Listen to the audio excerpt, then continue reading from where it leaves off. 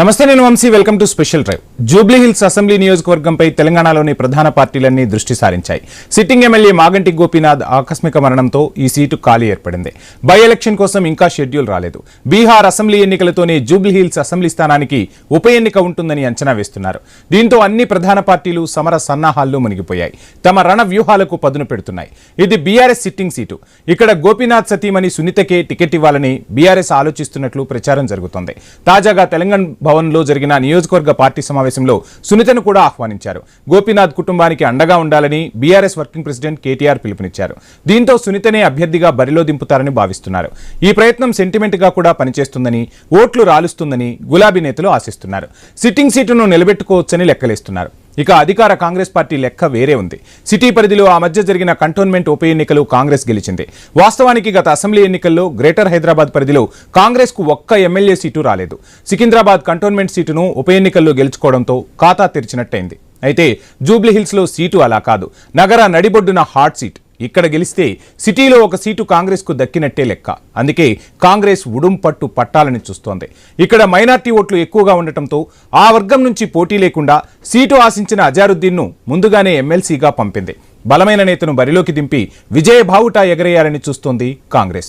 అధికారంలో ఉన్న పార్టీ కాబట్టి అష్ట దిగ్బంధనం చేయాలని అనుకుంటోంది. అంతేకాదు, జూబ్లీ హిల్స్ ఉప ఎన్నికల్లో గెలిస్తే తప్పకుండా కేబినెట్ లో చోటు దక్కుతుందనే ప్రచారమూ జోరందుకుంది. సిటీలో కాంగ్రెస్ కు సొంతంగా ఎమ్మెల్యే లేకపోవడంతో ఎవరినీ మంత్రిని చేయలేదు. పార్టీ మారి వచ్చిన వారికి కోర్టు అడ్డంకులు బ్రేకులు వేశాయి. ఇప్పుడు నేరుగా కాంగ్రెస్ అభ్యర్థి ఎమ్మెల్యేగా గెలిస్తే జాక్పాట్ కొట్టినట్టేనని లెక్కలేస్తున్నారు. అందుకే జూబ్లీ హిల్స్ ఎమ్మెల్యే టికెట్ కోసం కాంగ్రెస్ పార్టీలో గట్టి పోటీని నెలకొంది. ఇక భారతీయ జనతా పార్టీ గణాంకాలు మరోలా కనిపిస్తున్నాయి. నగరంలో భారతీయ జనతా పార్టీ బలంగా ఉందని చెప్పుకుంటున్నా గడిచిన ఎన్నికల్లో గెలిచింది ఒక్కటే సీటు, అది గోషామహల్. ఇప్పుడు ఎమ్మెల్యే రాజాసింగ్ కూడా భారతీయ జనతా పార్టీకి రాజీనామా చేయడంతో సిటీలో కమలం పార్టీకి ఎమ్మెల్యే లేకుండా పోయారు. దీంతో జూబ్లీ హిల్స్ ఉప ఎన్నికల్లో గెలిచి ఆ లోటును పూడ్చుకోవాలని చూస్తుంది కమలదళం. అయితే దీనికి నియోజకవర్గంలో పార్టీకి ఉన్న బలం సరిపోతుందా అనేది ఒక డౌటే. కేవలం ప్రధాని మోదీ మ్యాజిక్ ను నమ్ముకొని బరిలోకి దిగితే ఎంతవరకు రాణిస్తారు అనేది అంచనా వేయలేని పరిస్థితి. భారతీయ జనతా పార్టీ నుంచి కూడా టికెట్ కోసం పోటీ ఉన్నా ఆ పార్టీ గెలుస్తుందా, గెలవకపోతే ఏ ప్లేస్లో ఉంటుందనేది ఆసక్తికరం. ఇక తెలంగాణ బీజేపీ చీఫ్ రామచంద్రరావు పోటీ చేస్తారని ప్రచారం జరుగుతున్నా ఆయన ఓడితే ప్రతికూల సంకేతాలు వెళ్తాయి. అందుకే రామచంద్రరావు కాకుండా వేరొకరికి సీటిస్తారని అనుకుంటున్నారు. జూబ్లీ హిల్స్ అసెంబ్లీ నియోజకవర్గంలో ఎంఐఎంకు కూడా బలమైన ఓటు బ్యాంకే ఉంది. మరి ఉప ఎన్నికల్లో ఎంఐఎం అభ్యర్థిని బరిలోకి దించుతుందా లేదా అనేది సస్పెన్స్. ఒకవేళ పోటీ చేయకపోతే ఎవరికి సపోర్ట్ చేస్తుంది, పోటీ చేస్తే ఎవరి ఓటు బ్యాంకుకు ఎసరు పెడుతుంది. గతంలో ఎంఐఎంకు వచ్చిన ఓట్లు ఇక్కడ గెలుపోటములను ప్రభావితం చేసిన ఉదంతం కూడా ఉంది. మొత్తానికి ఒక్కటే ఉప ఎన్నిక అయినప్పటికీ జూబ్లీ హిల్స్ జాక్పాట్ను కొట్టేది ఎవరు అనేదే ఇప్పుడు అసలు ప్రశ్న.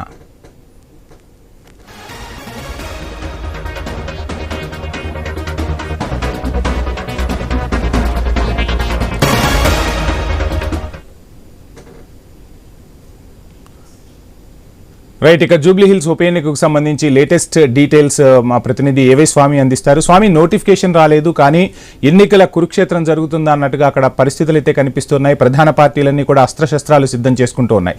ఎలా చూడాలంటారు జూబ్లీ హిల్స్ ఉప ఎన్నికను? పార్టీల బలాబలాలు ఏంటి, ఏం చెప్తారు? వంశీ, ఒకవైపు 3 సార్లు హ్యాట్రిక్ ఎమ్మెల్యేగా గెలుపొందినటువంటి మాగంటి గోపీనాథ్ అనారోగ్యంతో చనిపోవడంతో కూడా జూబ్లీ హిల్స్ బై ఎలక్షన్స్ ఇప్పుడు అనివార్యమైపోయింది. జూబ్లీ హిల్స్ బై ఎలక్షన్స్లో 2014, 18, 23 3 ఎలక్షన్స్లో కూడా వరుసగా అక్కడ బీఆర్ఎస్ పార్టీ తొలుత టీడీపీ, ఆ తర్వాత 2 సార్లు బీఆర్ఎస్ అభ్యర్థిగా మాగంటి గోపీనాథ్ విజయం సాధించారు. ఆయన మరణంతో అక్కడ ఇప్పుడు బై ఎలక్షన్స్ జరగబోతుంది. ఒక బీహార్ ఎలక్షన్స్తో పాటు జూబ్లీ హిల్స్ బై ఎలక్షన్స్ కూడా వచ్చే అవకాశం ఉందని చెప్పేసి కూడా అంతా ఒక అంచనా ఉన్నారు. ఇటు బీఆర్ఎస్, ఇటు కాంగ్రెస్, బీజేపీ ఎవరికి వారు అక్కడ పాగా వేయడం కోసం ప్రయత్నం చేస్తున్నారు. రీసెంట్గా లోక్సభ ఎలక్షన్ సమయంలోనే ఒకవైపు కంటోన్మెంట్లో లాసారంజిత మరణంతో వచ్చినటువంటి బై ఎలక్షన్స్లో బీఆర్ఎస్ పార్టీ సిట్టింగ్ స్థానాన్ని కోల్పోయి అక్కడ కాంగ్రెస్ అభ్యర్థి ఒకవైపు శ్రీ గణేష్ విజయం సాధించారు. కానీ ఈసారి అలా కాకుండా పూర్తి స్థాయిగా బీఆర్ఎస్ పార్టీ తమ సిట్టింగ్ స్థానాన్ని కాపాడుకోవడం కోసం సర్వశక్తులు ఒడ్డుతుంది. ఈసారి గెలిచి కాంగ్రెస్ పార్టీకి ఖచ్చితంగా తామే ప్రత్యామ్నాయం, తెలంగాణలో మేము బలంగా ఉన్నామని చెప్పుకోవడం కోసం బీఆర్ఎస్ ప్రయత్నం చేస్తూ ఉంటే కాంగ్రెస్ పార్టీ ఖచ్చితంగా గెలిచి హైదరాబాద్లో తమ స్థానాన్ని తాము నిలబెట్టుకోవాలని చెప్పేసి వారు కూడా ప్రయత్నం చేస్తున్నారు. ఖచ్చితంగా ఇక్కడ బీఆర్ఎస్ పార్టీకి సంబంధించిన అభ్యర్థిని ఓడించి బీజేపీ అభ్యర్థిని ఓడించి అధికార పార్టీగా సత్తా చాటాలని చెప్పేసి కూడా కాంగ్రెస్ ప్రయత్నం చేస్తుంది. ఒకవైపు కేంద్రంలో అధికారంలో ఉన్నటువంటి భారతీయ జనతా పార్టీ గత ఎలక్షన్స్లో లంకల దీపక్ రెడ్డిని ఎలక్షన్లో బరిలో నింపింది. ఈసారి ఎవరిని బరిలో దింపుతారని కూడా కొంత చర్చ అయితే కొనసాగుతుంది. ఆయనకి అవకాశం ఇస్తారా? కొత్తగా మళ్ళీ దత్తాత్రేయ కూతురు పేరు విజయలక్ష్మి పేరు బరిలోకి వస్తుంది. ఆమె పేరు కూడా చర్చనీయాంశం చేస్తున్నారు. మొత్తానికైతే ఇప్పుడు ఎవరిని బరిలో దింపినప్పటికీ కూడా 3 పార్టీలు ఎవరికి వారు తమకు తగ్గకుండా తమ బలాన్ని ప్రదర్శించే ప్రయత్నం చేస్తున్నారు. గత ఎలక్షన్స్లో అక్కడ దాదాపుగా జూబ్లీహిల్స్ నియోజకవర్గం పరిధిలో అన్ని కూడా పేరుకే జూబ్లీహిల్స్ నియోజకవర్గం అని చెప్పుకోవడమే తప్ప అన్నీ కూడా స్లమ్స్ ఏరియాలో ఎక్కువ ఉంటాయి. షేక్పేట కావచ్చు, రహమత్ నగరు, యూసఫ్గూడ, ఎర్రగడ్డ, బోరబండ ఇట్లా వరుసగా వివిధ నియోజకవర్గాలకు సంబంధించి మొత్తం 6 వెంగళరావు నగర్తో పాటు ఇప్పుడు 6 డివిజన్ల పరిధిలో కూడా అన్నీ కూడా ఒకవైపు కొంత స్లమ్ ఏరియా ఉంటుంది, కొంత మిడిల్ క్లాస్ ఏరియా ఉంటుంది. వీటన్నిటిని కూడా అత్యంత చాలామంది వలస వచ్చినటువంటి జీవులంతా ఇక్కడ జీవిస్తూ ఉంటారు. దీంతో ఈ నియోజకవర్గం పేరుకి జూబ్లీహిల్స్ ఉన్నప్పటికీ కూడా అత్యంత వెనుకబడ్డటువంటి జనాభా ఇక్కడ జీవనిస్తూ ఉంటారు. దీంతో వారిని ఆకట్టుకోవడమే లక్ష్యంగా రహమత్ నగర్, బోరబండ లాంటి ఏరియాలో చాలామంది కూడా ఒకవైపు పెద్ద ఎత్తున కూడా పేద ప్రజలు ఉంటారు. ఎర్రగడ్డ లాంటి చోట్ల మైనార్టీ ప్రభావం ఉంటుంది, యూసఫ్గూడలో ఒక రకంగా ఉంటుంది, వెంగళరావు నగర్లో ఒక రకంగా ఉంటే మరోవైపు షేక్పేటల పరిస్థితి ఇంకో రకంగా ఉంటుంది. దాదాపుగా 1,13,000 నుంచి 30,000 వరకు కూడా ఇక్కడ మైనార్టీ ఓటు బ్యాంక్ ఉంటుంది. ఇందుకోసమే గత ఎలక్షన్స్లో ఒకవైపు షేక్పేట కార్పొరేటర్ని అప్పుడు బీఆర్ఎస్కు, బీజేపీకి, కాంగ్రెస్కు పోటీగా ఎంఐఎం తమ అభ్యర్థి నిలబెట్టినప్పటికీ కూడా ఈ మొత్తం 4 మొత్తం ఈ పోటీలో బీఆర్ఎస్ అభ్యర్థిగానే మరోసారి మాగంటి గోపీనాథ్ విజయం సాధించారు. దీంతో ఆయన మరణంతో ఖచ్చితంగా ఈసారి మరోసారి ఆ స్థానం దక్కించుకోవడం లక్ష్యంగా బీఆర్ఎస్ పార్టీ మాగంటి సతీమణి మాగంటి సునీత గోపీనాథ్ను బరిలో దింపాలని కోసం ప్రయత్నం చేస్తుంది. కాంగ్రెస్ పార్టీ మొన్నటి వరకు అజారుద్దీన్ పేరు అనుకున్నప్పుడు కూడా అజారుద్దీన్ ఇప్పుడు గవర్నర్ కోటాలో ఎమ్మెల్సీగా పంపించడంతో కూడా ఇప్పుడు కొత్త అభ్యర్థి తెర మీద తీసుకొచ్చే పరిస్థితి కనబడుతుంది. అక్కడ బొంతు రామ్మోహన్, నవీన్ యాదవ్ బలంగా తమకు టికెట్ ఇవ్వాలని చెప్పేసి పార్టీ అధిష్టానం వద్ద లాబింగ్ చేస్తున్నారు.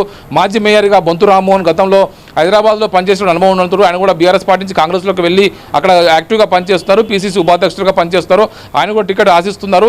ఇటు బీజేపీ లంకల దీపక్ రెడ్డి మరోసారి తనకు అవకాశం ఇస్తారని చెప్పేసి కూడా ఆశలు పెట్టుకున్నారు. ఇటు ఎంఐఎం కాంగ్రెస్ ఇప్పుడు సైద్యత్వం కలిసి పనిచేస్తున్నారు. కాబట్టి ఇప్పుడు ఏం జరుగుతుందని చెప్పేసి అందరూ కూడా ఒకవైపు ఎలక్షన్ సంబంధించిన ప్రాసెస్లో ఎదురు చూస్తున్నారు. మొత్తానికైతే జూబ్లీహిల్స్ బైపోల్ అనేది కూడా ఇప్పుడు అన్ని పార్టీలకు అత్యంత ప్రతిష్టాత్మకంగా మారిందని చెప్పుకోవచ్చు. Vamshi, right, thank you Swami. Right, ఇక మనతో పాటు ఇదే అంశానికి సంబంధించి మాట్లాడేందుకు కాంగ్రెస్ నుంచి సీనియర్ నాయకులు శ్యాంప్రసాద్ రెడ్డి గారు, అదేవిధంగా బీఆర్ఎస్ నుంచి రామూర్తి గారు సీనియర్ నాయకులు మనకు జూమ్లో అందుబాటులో ఉన్నారు. వారిని అడిగి మరిన్ని విషయాలు తెలుసుకునే ప్రయత్నం చేద్దాం.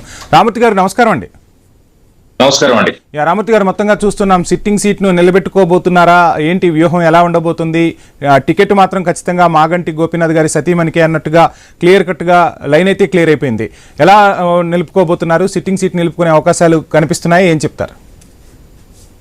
గోపన్న మరణానికి వాస్తవంగా చాలా తీవ్రంగా ఆవేదన వ్యక్తం చేస్తున్నాయి. ఎందుకంటే ఉప ఎన్నిక అనేది కంపల్సరీ అనివార్యం కాబట్టి ఎక్కడ ఉప ఎన్నికలు జరిగినా కూడా మేము ఏదైతే అనవత దృక్పథంతో కొంతమంది కాంగ్రెస్ లీడర్లు చనిపోయినా లేకపోతే బీజేపీ సంబంధించిన లీడర్లు చనిపోయినా కూడా కొన్ని స్థానాల్లో మేము పోటీ చేయని రోజులు కూడా ఉన్నాయి.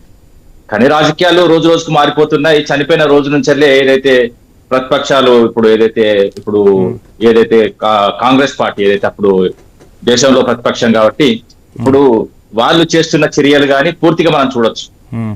చనిపోయిన తెల్లారికెళ్ళ రాజకీయాలు మొదలు పెడుతూ వాళ్ళని నిలబెడదామా, వీళ్ళని నిలబెడదామా, వాళ్ళని పెడదామా, వీళ్ళని పెడదామా, వీళ్ళు అదే విధంగా బీజేపీ కూడా వాళ్ళని పెడదామా, వీళ్ళని పెడదామా, మా దాంట్లో వాళ్ళని తీసుకొచ్చి పెడదామా అని ఈ విధంగా ఏంటంటే కనీసం ఏదైతే 10 గాంధీ కూడా వీళ్ళు ఏదైతే ఈ 10 సంఖ్యలో అభ్యర్థులను తీసుకొచ్చి మేము తీసుకొస్తాం, మేము పెడతాం, అది పెడతాం, ఇది పెడతాం అన్నాడు కుసంస్కారం కిందికి వస్తుంది. వాస్తవం చెప్పాలంటే ఏదైతే సరే ఇప్పుడు బీహార్ ఎన్నికలతోని అక్టోబర్ లో పెట్టే అవకాశాలు ఉన్నాయి. ఎందుకంటే 243 అసెంబ్లీ స్థానాలున్నాయి అక్కడ. దానికి సంబంధించి ఏదైతే నియోజకవర్గాలు ఎందుకంటే అది దాంతో పాటు మనకి పెడతారు. పెట్టినప్పుడు అది నడుస్తుంది కావచ్చు. కానీ ఏదైతే ఇన్ని రోజులు ఏదైతే సేవలు అందించిండు గోపీనాథ్ గారు, ఏదైతే హెచ్ఎండిఏ సంబంధించిన మెంబర్ గా కూడా పనిచేసిండు, దాని తర్వాత ఏదైతే వినియోగదారుల ఫోరం కి కూడా ఆయన ఒక సభ్యునిగా పనిచేసిండు, ఒక కింది స్థాయి నుంచి వచ్చిన వ్యక్తి అని చెప్పుకోవచ్చు. దాని తర్వాత ఏదైతే హ్యాట్రిక్ 2014, 18, 23 3 సార్లు గెలవడం జరిగింది. మొదటిసారి దాదాపు 9,242 ఓట్లతో గెలిచిండు. దాని తర్వాత 16,004 ఓట్లతో గెలిచిండు. దాని తర్వాత మన అజారుద్దీన్ మీద కూడా భారీ మెజార్టీ దాదాపు 16,337 ఓట్లతో గెలుపొందడం జరిగింది. వాస్తవం ఏంటంటే ఒక మంచి నాయకుడు, ఆ మంచి నాయకుడిని కోల్పోయినాం కాబట్టి ఆ కుటుంబానికి ఖచ్చితంగా మా పార్టీ అండగా ఉంటది. ఎప్పుడు ఉప ఎన్నికలు వచ్చినా ఏదంటే ఇలాంటి సంఘటనలు, దురదృష్టకరమైన సంఘటనలు జరిగితే ఆ కుటుంబానికి మేము అండగా ఉన్నాం. అదే విధంగా ఆ కుటుంబం నుంచే మేము సీట్ ఇచ్చి వాళ్ళని గెలిపించుకునే ప్రయత్నం చేసినాం. రైట్ రామూర్తి గారు మళ్ళీ మాట్లాడదాం. శ్యాంప్రసాద్ గారు మొత్తంగా చూస్తున్నాం, ఒక సానుభూతి అనేది లేకుండా ఖచ్చితంగా బరిలోకి దిగుతూ ఉన్నారు. మొదటి రోజు నుంచే ఖచ్చితంగా ఎవరో అక్కడ జెండా బాతాలా అన్నట్టుగానే పరిస్థితులు కనిపిస్తున్నాయి. ఇక రాజకీయ సిద్ధాంతాలు వేరు, మానవతా దృక్పథం వేరు అంటూ కూడా బీఆర్ఎస్ నుంచి వినిపిస్తున్న వర్షన్. సో మొత్తంగా జూబ్లీ హిల్స్ ఉప ఎన్నికపై కాంగ్రెస్ వ్యూహం ఎలా ఉండబోతుంది, ఏం చెప్తారు? వంశీ గారు నమస్కారం, మీకు ప్యానల్ ఉన్న పెద్దలకు నమస్తే. నమస్తే. ఈ రోజు వీళ్ళు సానుభూతి గురించి మాట్లాడితే దయ్యాలు వేదాలు వల్లించినట్లుంది. గతంలో ఉమ్మడి రాష్ట్రంలో ఎవరైనా ఎమ్మెల్యేలు కానీ వాళ్ళ సతీమణి కానీ భర్త ఎవరైనా చనిపోతే అక్కడ అనివార్యంగా ఉన్నటువంటి పరిస్థితుల్లో అసలు ఎలక్షన్ పెట్టేది కాకుండా ఇనాన్మత్ చేసేటటువంటి పద్ధతి ఉంది. రాజశేఖర రెడ్డి గారు చంద్రబాబు నాయుడు బద్ద శత్రువులు అయినప్పటికీ కూడా రాజశేఖర రెడ్డి గారు పులివెందుల్లో చనిపోతే అక్కడ టీడీపీ పార్టీ విజయమ్మ గారికి సపోర్ట్ చేసి అభ్యర్థిని పెట్టకుండా ఏకగ్రీవం చేసినటువంటి పరిస్థితి. ఇలాంటి కుసంస్కారానికి దారి తెరలేపినటువంటి పార్టీ బీఆర్ఎస్ పార్టీ. ఫస్టే ఏదైతే పాలేరులో రామరెడ్డి గారు చనిపోతే ఆయన సీనియరు 6 సార్లు ఎమ్మెల్యేగా పనిచేసినటువంటి వ్యక్తి ఎమ్మెల్యేగా ఉంటూ అనారోగ్యంతో చనిపోతే వాళ్ళ భార్య పోటీ చేస్తే వాళ్ళ భార్య మీద పోటీ పెట్టి గెలిపించినటువంటి పరిస్థితి. తర్వాత నారాయణ ఖేడ్లో కృష్ణారెడ్డి అని ఒక పెద్ద మనిషి ఉంటే ఆయన 3-4 సార్లు ఎమ్మెల్యేగా పనిచేసినటువంటి పరిస్థితి ఉంటే అతన్ని కూడా ఓడగొట్టినట్టు. రైట్ పరిస్థితులు మారిపోయాయి. ఎవరికి వాళ్ళు రాజకీయ మొదలు పెట్టిండే వాళ్ళు కానీ రాజశేఖర రెడ్డి చంద్రబాబు నాయుడు శ్యాంప్రసాద్ రెడ్డి గారు ఇప్పుడు ఏది ఉన్నప్పటికీ కూడా ఏదైతే కంటోన్మెంట్ లో జరిగినటువంటి రిజల్టే జూబ్లీ హిల్స్ లో కూడా వస్తుంది. ప్రజలకు ఒక క్లారిటీ ఉంది. ఈ రోజు మూసి ప్రక్షాళన గాని నిన్ననే ముఖ్యమంత్రి గారు చెప్పడం జరిగింది. ఏదైతే కాళేశ్వరం నీళ్లు తీసుకొచ్చి హైదరాబాద్ కు తాగునీరు గాని సాగునీరు గాని అందిస్తామని చెప్పి ఒక మంచి వాతావరణాన్ని క్రియేట్ చేసినటువంటి ఒక పరిస్థితిలో ఈ రోజు ఎవరు ఎన్ని అడ్డంకులు సృష్టించినా వాళ్ళు కేవలం మొదటి 2వ స్థానం కోసం పోటీ పడాల్సిందే. ఇప్పుడు ఎట్లాగో గెలిచేది కాంగ్రెస్ పార్టీ. కాంగ్రెస్ పార్టీకి శ్యాంప్రసాద్ గారు చెప్పండి వంశీ గారు. అసెంబ్లీ ఎన్నికల్లో జీహెచ్ఎంసీ పరిధిలో కాంగ్రెస్ కి గడ్డు పరిస్థితులు ఎదురయ్యాయి. అప్పటికి ఇప్పటికీ పరిస్థితి మారిందా? జీహెచ్ఎంసీలో కాంగ్రెస్ గ్రాఫ్ పెరగబోతుందా, జెండా ఎగరైపోతుందా, ఏం చెప్తారు? అప్పటికి ఇప్పటికున్న తేడా ఏంటి? అదే చెప్తున్నామండి. ఏదున్నప్పటికీ కూడా జూబ్లీ హిల్స్ లో కాంగ్రెస్ పార్టీ వైపు ప్రజలు ఆల్రెడీ క్లియర్ గా మనకు సర్వేలలో కూడా తెలవడం జరుగుతుంది. కాంగ్రెస్ పార్టీ గెలవబోతుంది. కేవలం బీఆర్ఎస్ బీజేపీ 2వ స్థానం కోసం పోటీ పడాల్సినటువంటి పరిస్థితే.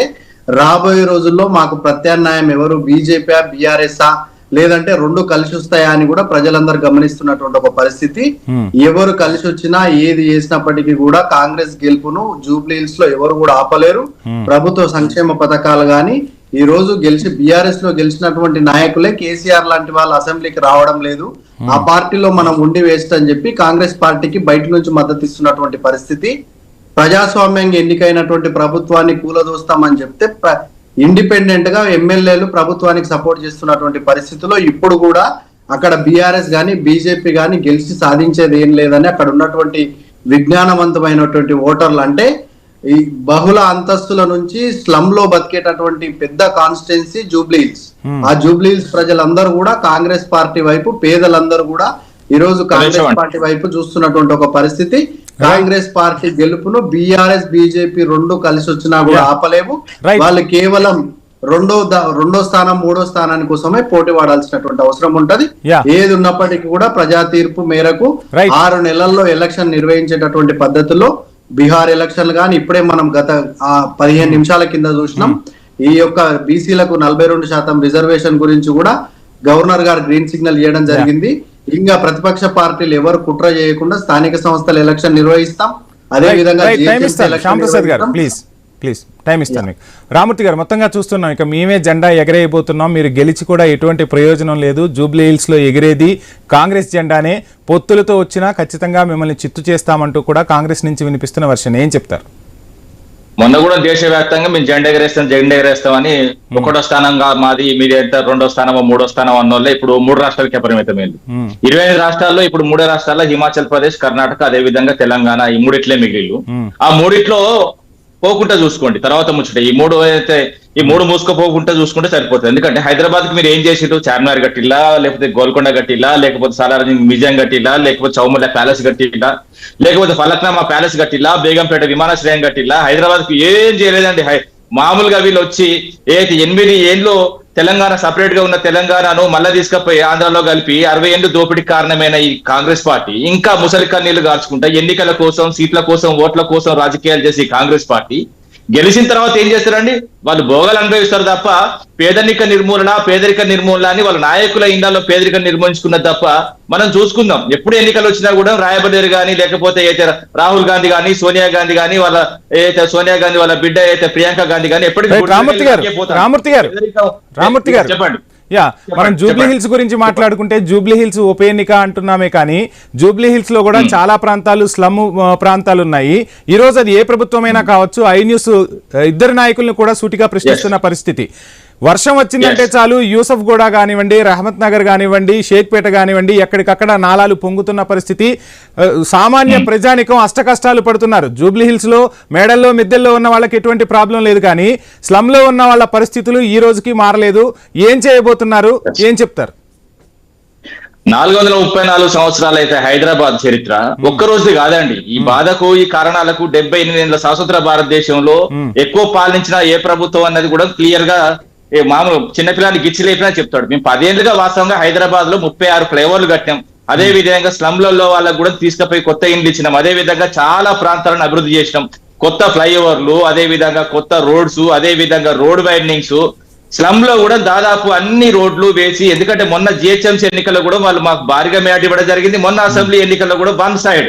ఎందుకంటే హైదరాబాద్ కు మేము చేసిన సేవ, ఎందుకంటే వాళ్ళు గుర్తించింది, మాకు ఆ గుర్తింపే చాలు. దాదాపు 9.5 ఏళ్లలో హైదరాబాద్ ఏం చేసినామని ఇప్పుడు ఉప ఎన్నికలకు పోతాం. హైదరాబాద్ కి వీళ్ళు ఏం చేసినారని వీళ్ళు పొమ్మనండి. వాళ్ళు చేసింది ఏం లేదు. కాంగ్రెస్ పార్టీ కానీ, అదే విధంగా బీజేపీ పార్టీ కానీ హైదరాబాద్ కానీ తెలంగాణ రాష్ట్రానికి కానీ సపరేట్ గా చేసింది ఏం లేదు. ఓపెన్ గా చెప్పాలంటే అనాదిగా అన్యాయం చేసుకుంటూ వచ్చిన పార్టీలు కాబట్టి ప్రజలు తిరస్కరించింది. ఇంకా ఒకసారి తద్ద సరిపోదు, ఇంకో 2-3 సార్లు దండించుకోవాలంటే దండించుకోండి, ప్రాబ్లం రైట్. శ్యామ్ గారు, మొత్తంగా చూస్తున్నాం నేను మాట్లాడినట్టుగా ఈ జూబ్లీ హిల్స్ ఒక్కటే మనకు కనపడుతుంది, కానీ చాలా స్లమ్ ప్లేసెస్ ఉంటాయి. స్లమ్ ప్లేసెస్ లో ప్రజల స్థితిగతులు మారాల్సిన అవసరం ఉంది. ఒక ఉప ఎన్నిక వచ్చింది అంటే అది ఏ ప్రభుత్వమైనా అధికారంలో ఉండనివ్వండి, ఎవరైనా కానివ్వండి, పార్టీలతో సంబంధం లేకుండా అక్కడ సంక్షేమ పథకాలని చెప్పి వరద పారించే అవకాశాలు ఉంటాయి.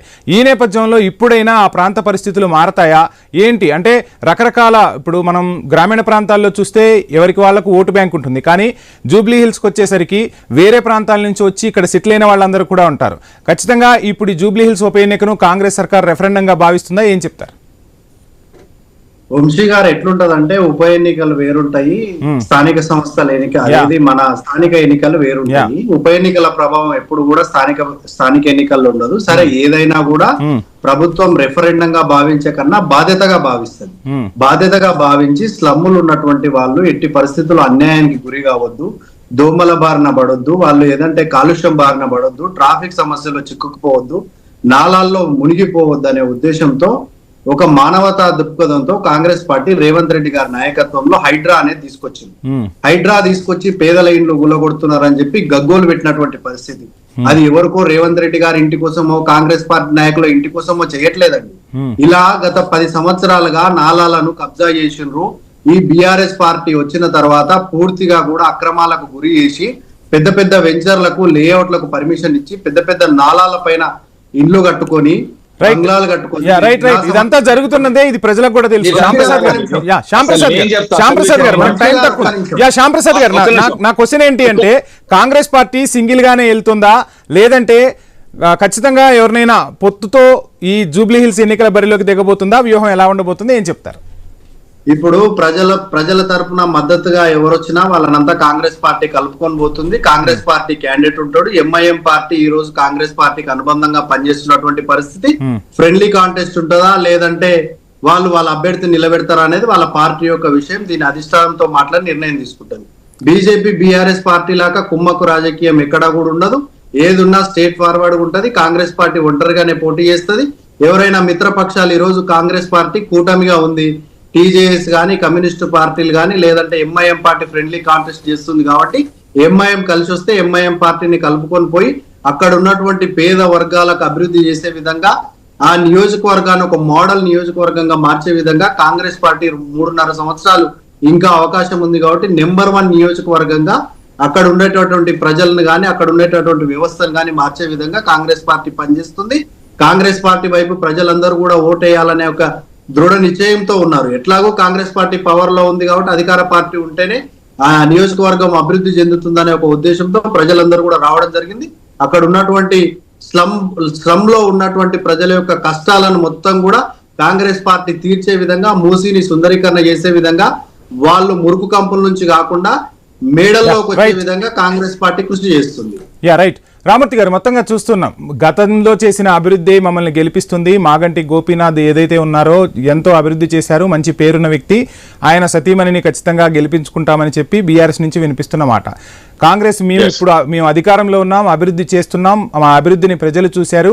జీహెచ్ఎంసీలో అప్పుడు మాకు ఓట్లు రాలేదు, సీట్లు రాలేదు, కానీ ప్రజలకి మేమేంటో అర్థమైపోయింది, మా పాలన ఏంటో అర్థమైపోయింది, ఖచ్చితంగా జూబ్లీ హిల్స్లో జెండా ఎగరేస్తామని చెప్పి కాంగ్రెస్ పార్టీ చెప్తుంది. బీఆర్ఎస్ వ్యూహం ఎలా ఉండబోతుంది? ఎవరితో అయినా పొత్తుతో వెళ్తారా, లేదంటే స్ట్రైట్ ఫార్వర్డ్ గా సింగిల్ గానే బరిలోకి దిగబోతుందా? 20 నెలలుగా ఏదైతే వాళ్ళు అభివృద్ధి పడుతున్నారు అంతే తప్ప కానీ ప్రజలు అభివృద్ధి చెందింది ఏం లేదండి. హైడ్రా కూడా వర్షాకాలం ఇల్లులు గులగొట్టి ఉన్ననుకో లెక్క లేనుకో లెక్క మొత్తం కంప్లీట్ గా చూసాం. ఇక మొత్తం హైడ్రా గురించి నేను చెప్తున్నా. హైడ్రా అంటే కూడా నేను అయితే ఆ ఫుల్ ఫామ్ కూడా మొత్తం చెప్పాను. ఎందుకంటే HY అంటే హైదరాబాద్, D అంటే దోచుకునే, R అంటే రేవంత్ రెడ్డి, A అంటే అనుమూల, దాని తర్వాత ఇంకో A ఉన్నది అన్నదమ్ము. వీళ్ళంతా కలిసి ఏదైతే హైడ్రాని తీసుకొచ్చి మొత్తం బ్లాక్ మెయిల్ చేసి, పేదోన్ని కూలగొట్టి ఉన్నోన్ని బ్లాక్ మెయిల్ చేసి ఇంటికి పిలిపించుకొని ఏ విధంగా బ్లాక్ మెయిల్ చేసి లక్షల కోట్లు ఏవైతే సంపాదిస్తున్నారో చూసుకోవచ్చు. అదే విధంగా మూసీ ప్రక్షాళన కాదు, ఫస్ట్ ఆ మూసీ ప్రక్షాళన కంటే ముందు ఆ నోర్లు సాఫ్ చేసుకోండి, ఆ భాష మార్చుకోండి. అదే విధంగా ప్రజా పరిపాలన మీద ఏదైతే ప్రజాపాలన వచ్చిందో ఆ పాలన మీద దృష్టి పెట్టండి. అంతే తప్ప కానీ వీళ్ళు చేసింది ఏం లేదు. 20 నెలలుగా దాదాపు సచివాలయం సాక్షిగా 20%, 30% తీసుకుంటూ ఒక ఎమ్మెల్యేనే డైరెక్ట్ ఒక మంత్రికి పేరు పెట్టిండు. అదే విధంగా ఏ విధంగా దోపిడీకి గురి అవుతుంది రాష్ట్రం వీళ్ళు వచ్చిన తర్వాత? పథకాలు ఒక్క పథకం లేదండి, అంత బోఫర్స్ పథకాలు, 6 గ్యారంటీలు మొత్తం అన్యాయం చేస్తున్నారు. ఎందుకంటే ఫ్రీ బస్సు కూడా దాదాపు నేను ఓపెన్ గా చెప్తున్నా, దాదాపు 500 కోట్లు ఆర్టీసీ చెల్లించాలి, అది మొత్తం నష్టాలకు నెట్టిండ్లు. ప్రతి డిపోలో 5-6 బస్సులు మాత్రమే ఆర్టీసీ ఉన్నాయి. మొత్తం ఒలక్టా కంపెనీ, అదే విధంగా మారుతి కంపెనీ మొత్తం డిపోల్ని ప్రైవేట్ తప్ప కానీ వీళ్ళతోని ఓపెన్ గా చెప్పాలంటే వీళ్ళతోని ఏదైతే హైదరాబాద్ నగర వాసులకు అదే విధంగా తెలంగాణ వాసులకు నష్టమే తప్ప లాభం లేదు. కాంగ్రెస్ ఎప్పుడున్నా నేనలేదు, రేవంత్ రెడ్డి అన్నాడు ఎక్కడుంటే అక్కడ అవినీతి ఉంటది, మొత్తం కాంగ్రెస్ అవినీతితో రామూర్తి గారు మొత్తంగా చూస్తున్నాం. జూబ్లీ హిల్స్ ఉప ఎన్నిక, బీహార్ ఎన్నికలతో పాటు నోటిఫికేషన్ వచ్చే అవకాశాలు అయితే కనిపిస్తున్నాయి. ఉప ఎన్నిక నోటిఫికేషన్ వచ్చిన తర్వాత రాకముందే రణరంగంగా జూబ్లీ హిల్స్ ఎన్నికల కురుక్షేత్రాన్ని తలపిస్తున్న పరిస్థితి. ఇక వచ్చిన తర్వాత పార్టీల హడావిడి ఎలా ఉంటుందో చూద్దాం. మొత్తంగా ప్రజలు ఎవరికి పట్టం కట్టబోతున్నారు అంటే జూబ్లీ హిల్స్ ఉప ఎన్నికతో తెలంగాణ రాజకీయ ముఖ చిత్రం మారే అవకాశాలు ఉంటాయా లేదా అనేది వేచి చూడాల్సిన అంశమే. ఇక డిబేట్లో పాల్గొన్న శ్యాంప్రసాద్ రెడ్డి గారికి, రామూర్తి గారికి ఐ న్యూస్ తరపున ప్రత్యేక ధన్యవాదాలు. Stay tune.